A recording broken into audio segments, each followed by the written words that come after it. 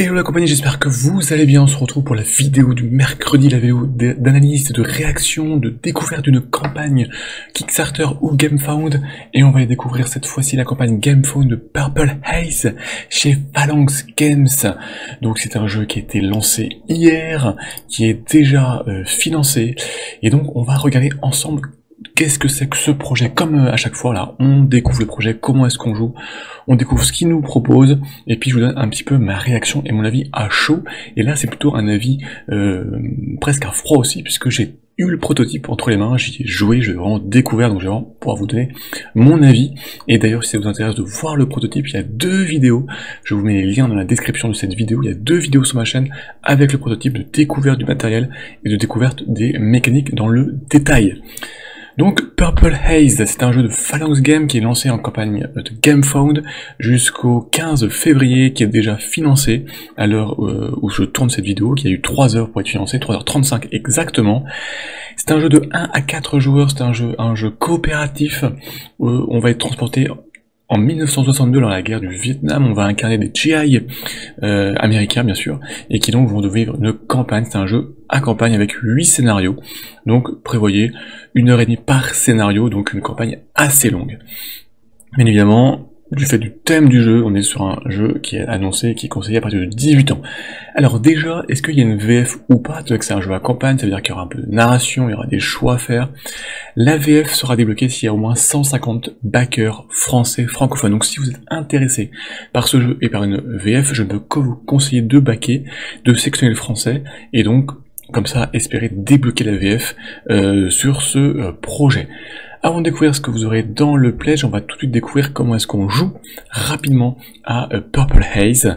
Je vous le redis, si vous voulez vraiment une présentation plus en détail, il y a la vidéo avec le prototype. Donc dans Purple Haze, vous allez donc de 1 à 6 joueurs incarner une escouade de CGI. Vous jouerez toujours les CGI, donc si vous êtes moins de 6 joueurs, il y en a certains qui joueront plusieurs de ces GI, chacun avec ses propres caractéristiques. Il y a 4 caractéristiques de base, et puis ensuite tous les équipements, les armes, les munitions, les pousses de soins, etc. Bon, chacun aura cette caractéristique, donc avec des valeurs différentes, des capacités différentes. Ces caractéristiques vont pouvoir évoluer entre chaque scénario avec de l'expérience, et vous allez même pouvoir vous spécialiser dans 5 types de soldats: le médecin, l'ingénieur, l'éclaireur, le combattant. Tout se passe donc sous forme de scénario. Donc vous allez prendre un scénario, il y aura une mise en ambiance, il y aura des objectifs de scénario, et donc une campagne sur 8 scénarios. Le jeu se passe sur des cartes, un petit peu des cartes d'état-major. Alors l'ensemble de l'escouade est regroupé en un seul pion. Vous êtes une équipe, vous êtes soudés, c'est pas chacun dans son coin, non, c'est un pion. Chaque tour de jeu, il y a différentes phases. La première, c'est le mouvement. Vous allez pouvoir vous déplacer d'une case de façon orthogonale ou en diagonale, donc dans des terrains différents qui sont marqués sur la carte. Ça peut être de la jungle, de la montagne, de la forêt, ou un espace urbain. Donc vous déplacez d'une case orthogonalement ou diagonale, et donc là vous allez devoir déplacer différents marqueurs. Tout d'abord, le marqueur de temps. Dans Purple Haze, l'heure va être très importante, puisque ça influera vos capacités. Donc vous allez déplacer votre marqueur de temps d'une durée qui va dépendre du type de déplacement que vous faites, orthogonal ou diagonal, et du type de déplacement. Plus le déplacement est compliqué, plus ça vous prendra du temps. Vous allez déplacer aussi le marqueur de fatigue. Donc pareil, là, ça va dépendre du déplacement et du type de terrain. Et puis le marqueur de menace. Là encore, d'un cran si vous êtes sur un mouvement orthogonal, et 3 crans si vous êtes sur un mouvement diagonal qui est plus long. Et vous allez lancer aussi un dé de menace, qui va vous donner un résultat de menace verte, jaune, rouge, et qui va venir encore bouger ce marqueur de menace. Une fois que vous avez mis à jour tout cela, et vous allez passer à une phase de rencontre, d'événement. Vous allez piocher une carte de rencontre. Cette carte de rencontre, elle peut être de différentes sortes, de 3 sortes différentes. Ça peut être un événement obligatoire. Donc là, il va y avoir une mise en ambiance, ça va cibler un ou tous les joueurs, et il va falloir réaliser un test. On reviendra sur les différents types de tests qui se font avec des dés. Il y a des événements qui sont optionnels. Voilà. Vous rencontrez quelqu'un, un local, est-ce que vous voulez lui parler ou pas? Si vous le faites, il y aura un test et vous aurez plus ou moins de récompenses. Et enfin, il peut y avoir une phase un événement de rencontre, donc un combat qui va s'engager. On le verra après comment ça se déroule. Arrêtons-nous un instant sur les tests. Les tests, Il y a 3 types de tests. Il y a le test les plus basiques qui sont lorsqu'on est au combat en phase de couverture, j'y viendrai après. Sinon, c'est toujours des dés qui sont lancés. Il y a 3 types de dés, des dés rouges et des bleus et des jaunes. Les dés bleus sont les dés de référence. En fonction du type de test, du combat, on vous dit le nombre de dés bleus à lancer. Plus vous lancez de dés bleus, plus le test sera facile. Les dés rouges correspondent à vos caractéristiques, à vos capacités, à votre équipement. Donc le nombre à lancer va dépendre vraiment de votre personnage, de ses équipements et de ses capacités. Les dés blancs, eux, sont les dés de difficulté, qui seront lancés dans certains tests les plus compliqués. Et en fait, quand on va lancer ces dés, donc soit les dés rouges, des bleus, ou des rouges, des bleus, des blancs, on va comparer les résultats des dés rouges et des dés blancs aux dés de référence et des bleus. Les dés, chaque fois qu'il y a une correspondance, donc un dé rouge qui correspond à un dé bleu, c'est une réussite. Un dé blanc qui correspond à un dé bleu, c'est un échec. Donc on va calculer comme ça le nombre de réussites, le nombre d'échecs, on aura une réussite globale, et donc on saura si on a réussi ou non notre test, ou et plus ou moins avec plus ou moins une grande réussite.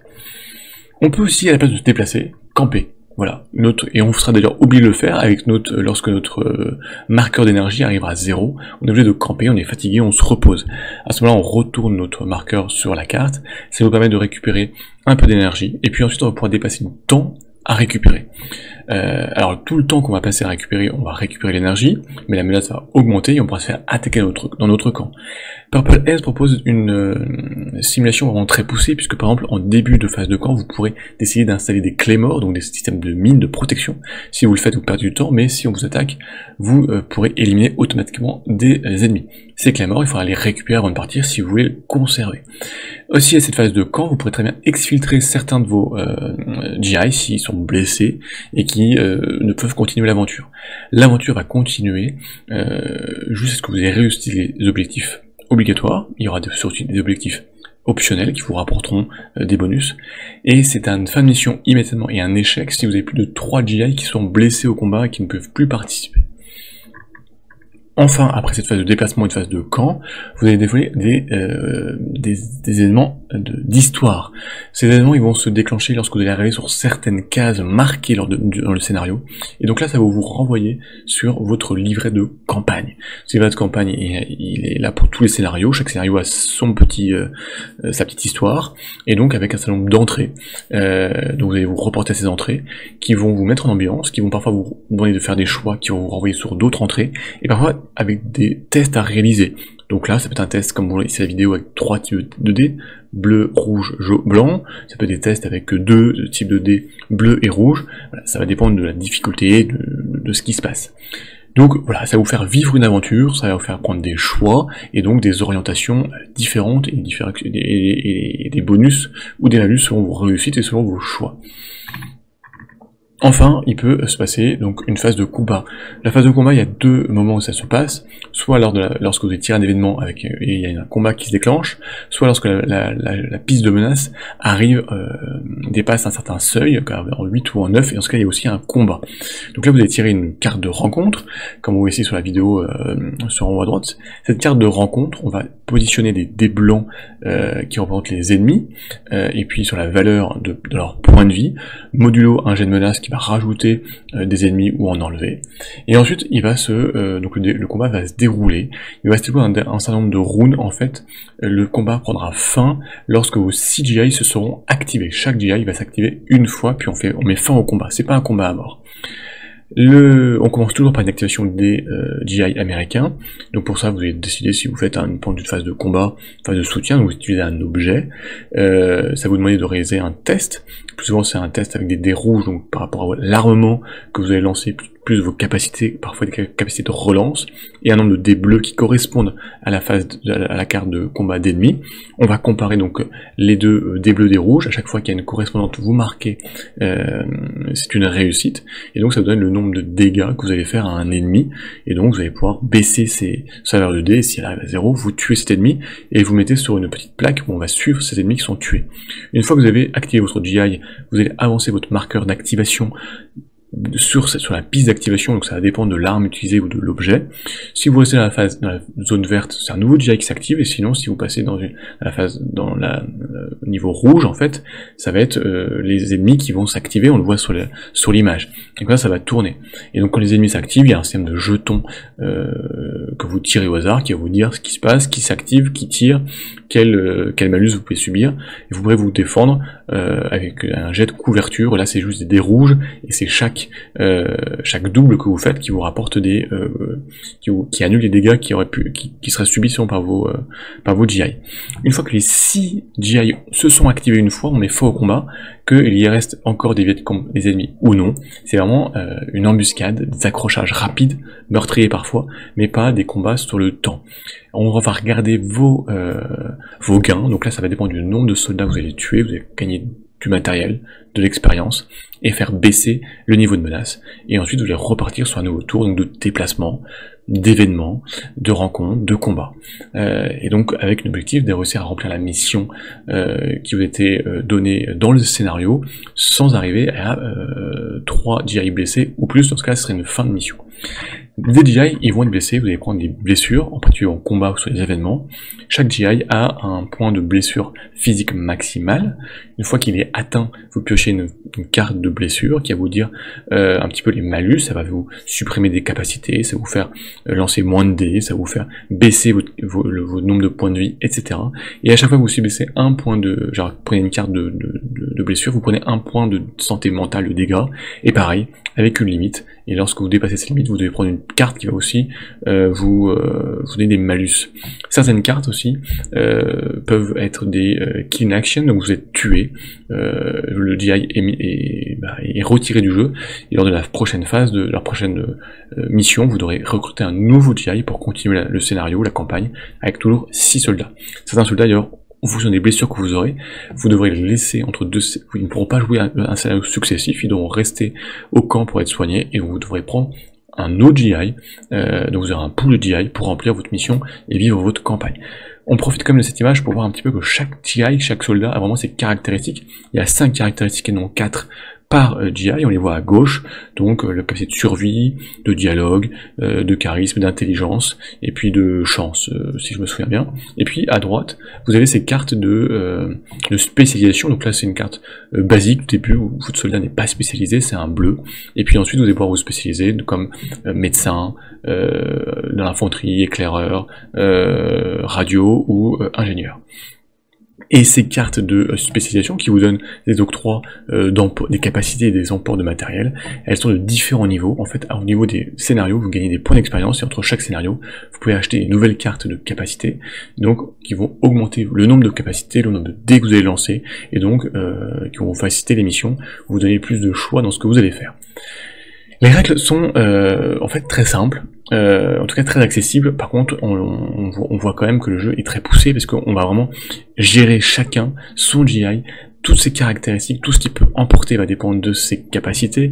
On est sur un jeu qui a une certaine micro-gestion et des phases de test qui sont aussi pas forcément évidents. Il faut vraiment venir voir à différents endroits le nombre de dés que vous lancez pour pas en oublier entre vos caractéristiques de base et toutes les évolutions et capacités débloquées avec vos cartes, vos spécialités, vos équipements et vos malus. Voilà pour un petit peu les règles. D'ailleurs, si vous voulez regarder, vous avez le guide pour y jouer, donc vous pouvez le lire en anglais, et vous avez un module sur Tabletop Simulator pour découvrir le jeu si ça vous intéresse et le tester, un scénario de démo qui a été mis en ligne. Alors, si on y va, si on pledge, qu'est-ce qu'on trouve? Déjà, le pledge est à 65 €. Je trouve ça pas excessif, on y reviendra.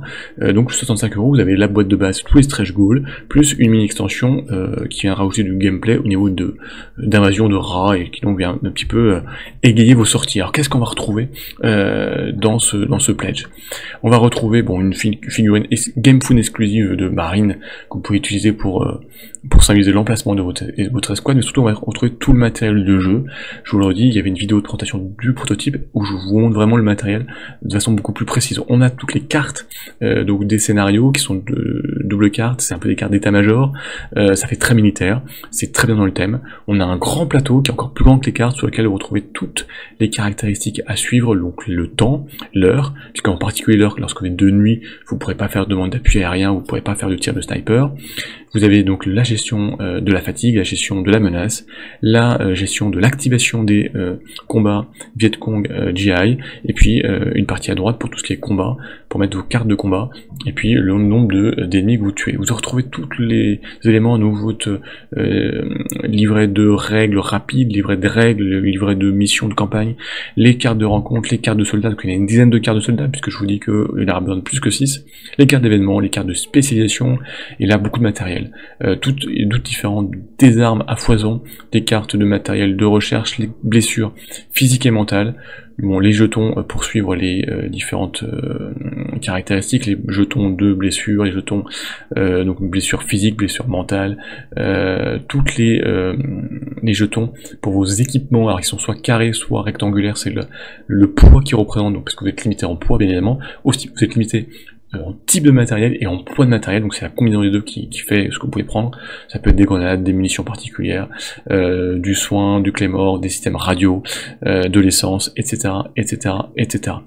Et puis beaucoup de dés, des rouges, des bleus, des jaunes, un dé violet pour en particulier les attaques de sniper ennemis, un dé de menaces, des petits posters, des cartes postales de le thème, et qui sont, alors je l'ai pas vu mais les dessins en tout cas sont très jolis, plus la mini extension RA, tout ça pour 65 €, auquel il va falloir rajouter les frais de port et la TVA. Voilà, donc la TVA n'est pas incluse, attention, plus les frais de port on est sur une quinzaine d'euros, ce qui est, voilà, pas excessif, je dirais donc 65 plus 15, on est à 80, plus la TVA, on sera autour de 100 € le pledge, avec la boîte de base, la mini extension qui est offerte, et les stretch goals. Je m'attendais sincèrement à un prix un peu plus élevé que ça, donc c'est plutôt une bonne nouvelle. C'est même une bonne nouvelle parce qu'il y a l'AVF qui va être proposé à 150 pledgers français. À mon avis, c'est faisable si vous êtes intéressé. Alors, que dire de ce jeu, de ce Purple Haze que moi j'ai découvert et que j'ai joué. Déjà, c'est un thème que je trouve intéressant, un thème qui n'est pas beaucoup exploité. C'est une campagne coopérative, on peut y jouer en solo. Alors en solo c'est un petit peu rude parce qu'il faut vraiment gérer les 6 soldats, et autant au début ils sont pas forcément de caractéristiques, mais au fur et à mesure vous allez avoir plein plus de compétences, de caractéristiques, d'options particulières, donc c'est pas forcément évident, ça demande un petit peu de bien se pencher, mais si vous jouez à 2-3 joueurs, déjà vous allez gérer chacun 2 soldats, c'est beaucoup plus simple et plus reposant, et vivre une vraie aventure. Après, la seule difficulté c'est les tests, il faut vraiment comprendre la mécanique du test, mais une fois que c'est compris, et bien en fait les règles sont assez simples, sont assez fluides, même si le livret de règles est un peu épais parce qu'il y a beaucoup d'exemples, et c'est en fait la micro-gestion qui en fait la difficulté ou la richesse de ce jeu. Pour moi, j'ai vraiment apprécié jouer, apprécié découvrir, donc c'est un projet que je vais suivre dans ces jeux qui sont à la frontière du wargame, à la frontière de la campagne, à la frontière du jeu coopératif, à la frontière du jeu de gestion. Voilà, on est un peu dans tout ça, et c'est une jolie découverte même de la micro-gestion, et du fait qu'on soit chacun avec un soldat, et ben on gère notre soldat, même s'il y a un joueur qui est un peu plus leader que les autres. En revanche, il y aura peut-être un effet alpha leader lors de la partie déplacement. Voilà. Bon, après, ça dépend de votre groupe de joueurs. Donc moi, c'est une très jolie découverte, et c'est une campagne qui est à suivre chez Phalanx Game, donc Purple Haze, donc coopératif de la guerre du Vietnam. N'hésitez pas à regarder. Donc n'hésitez pas à suivre la campagne, à regarder si la VF est débloquée officiellement ou non. J'ai pas réussi à trouver le nombre de backers français, mais voilà. Je pense que c'est faisable, c'est atteignable. Il faut montrer que si ça vous intéresse, montrez votre intérêt. Et puis voilà. N'hésitez pas en tout cas, s'il y a des points de règle qui vous chipotent, ou vous avez besoin de poser la question, toi j'ai eu le proto entre les mains, je pourrais vraiment vous y répondre. Regardez les vidéos de présentation si ça vous intéresse, de rentrer en détail des mécaniques de jeu, de voir le matériel. Et puis voilà, n'hésitez pas aussi à me dire si vous y allez, si vous n'y allez pas, et à réagir. Et puis n'hésitez pas aussi à me proposer d'autres sujets, d'autres campagnes qui sont lancées que vous voudriez qu'on regarde ensemble, qu'on regarde le gameplay, les mécaniques pour vous les présenter si vous n'avez pas compris, ou si vous voulez un avis, ou si vous voulez qu'on en parle. Donc n'hésitez pas à me proposer en commentaire des campagnes que vous voulez que je suive et que je regarde de plus près. D'ici là, portez-vous bien, on se retrouve pour de nouvelles aventures. Ciao les people.